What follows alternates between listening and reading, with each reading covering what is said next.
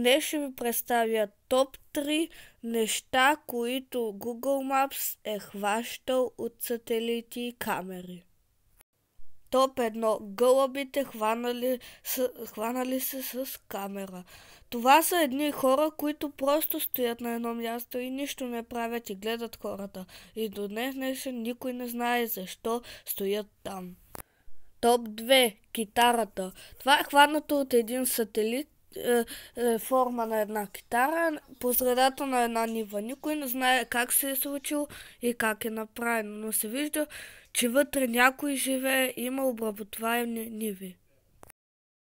Топ 3. Самолета. Има един самолет, който е хванат горе-долу цветно, но това е от камерата. Обаче никой не знае защо този самолет стои там толкова време. Той е хванат с сателит в космоса и до сега полицаите разследват. Обаче никой още не знае как се е случило.